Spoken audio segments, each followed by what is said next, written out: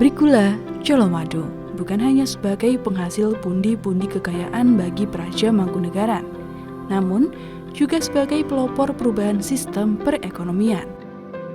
Pabrik gula ini adalah yang pertama beroperasi dengan mesin-mesin modern, sehingga dapat menyamai kapasitas produksi gula di Pulau Jawa. Tak hanya jaya di tanah Praja, pabrik gula Colomadu juga menjadi salah satu yang terbesar di Asia. Setelah Indonesia merdeka, tepatnya pada tahun 1946, terdapat banyak perubahan sistem pemerintahan. Dihapusnya status daerah istimewa Surakarta berpengaruh terhadap aset-aset milik Praja Mangkunegaran.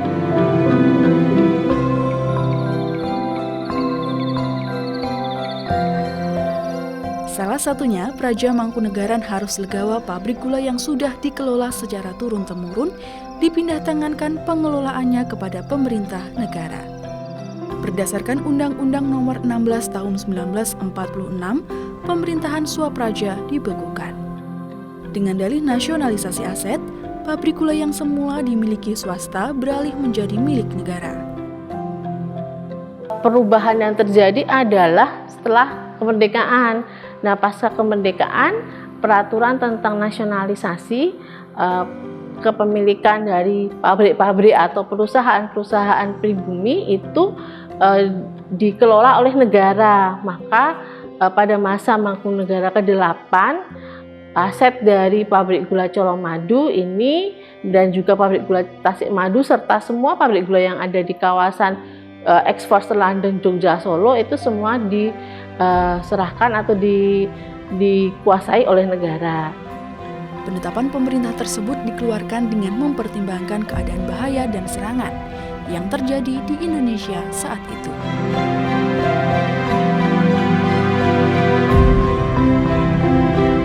Setelah pabrik gula Colomadu menjadi milik pemerintah Republik Indonesia, pengelolaannya diserahkan kepada Perusahaan Perkebunan Republik Indonesia atau PPRI pada tahun 1947.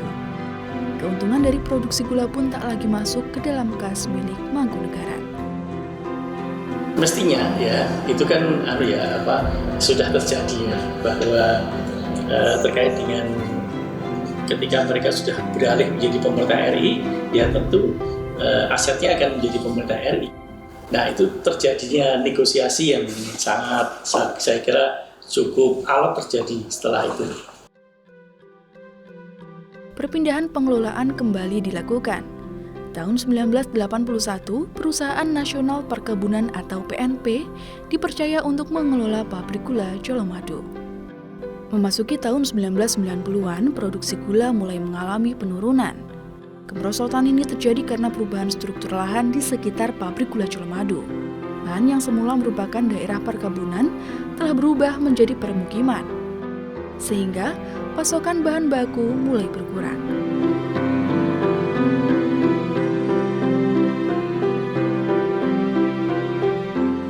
Pada tahun 1996 dilakukan reorganisasi sehingga PNP dibubarkan.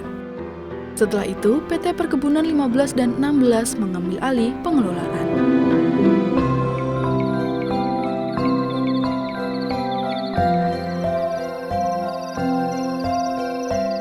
Pabrik gula Colomadu memang tidak begitu moncer seperti pada masa MN ke-7 ya.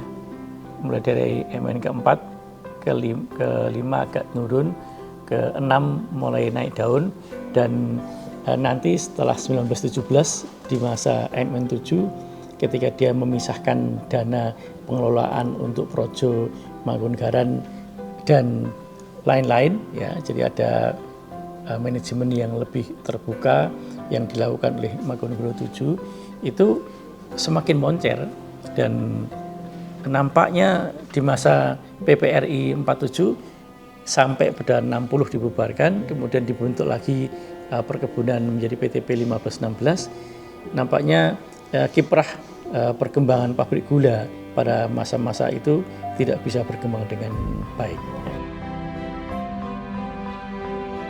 Sampai pada riwayatnya, pabrik gula Colomadu melakukan penggilingan terakhirnya pada 1 Mei 1997 dan resmi berhenti beroperasi.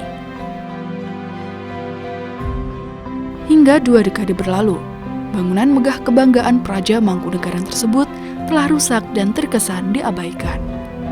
Mesin-mesin yang dahulu menjadi tumpuan produksi gula telah berubah usang dan berkarat.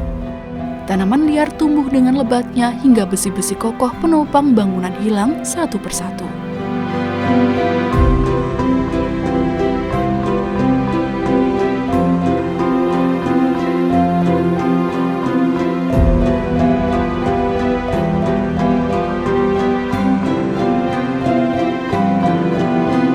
Sekian lama tak terjamah oleh perhatian pemerintah, pabrik gula Colomadu akhirnya memiliki wajah baru.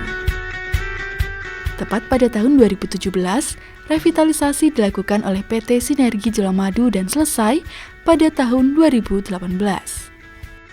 Pabrik gula Colomadu telah dialihfungsikan menjadi museum pabrik gula yang diubah namanya menjadi The Colomadu. Untuk revitalisasi sendiri kita sebelumnya dilakukan dengan cara survei karena kita sempat mangkrak 20 tahun. Kita tidak ada aktivitas dan terbengkalai. Akhirnya kita dengan survei melihat banyak semak belukar dan banyak kotoran-kotoran, sampah dan lain-lain. Itu kita bersihkan dulu dan revitalisasi selama 8 bulan kita. Dari 2017 sampai 2018. Usangnya mesin-mesin besar telah disulap menjadi museum pabrik gula yang syarat edukasi. Sejarah panjang kejayaan pabrik gula Colomadu telah terabadikan. Kalau untuk rata-rata kunjungan per hari Mbak, kita tergantung bulannya Mbak. Kita ada bulan low season dan high season. Gitu. Jika kalau low season itu kita biasanya satu hari bisa di angka 50-100 orang. Kalau head season itu bisa sampai 500, 700 seperti itulah. Itu jadi kita tergantung itu bulan wisata atau bulan rekreasi karena kita konsepnya kan di edukasi. Ya di edukasi sendiri kita konsepnya yang kita kejar adalah edukasi untuk adik-adik yang dulunya nggak tahu yang namanya pabrik gula itu seperti apa. Dengan mempertahankan bangunan utama tanpa mengubah desain fasadnya, pengelola Museum The Colomadu memberikan ruang baru guna memperkaya fasilitas dan fungsinya sebagai pusat kebudayaan serta area komersial. Kalau The Colomadu sendiri fasilitasnya sekarang kita sudah ada F&B, ada di dalam museum, venue untuk exhibition, meeting, mes seperti itu. Jadi untuk acara-acara apapun kita siap, kita nerima. Jadi mau kunjungan museum sekalian exhibition, meeting itu siap. Untuk catering pun kita juga sudah ada F&B-nya.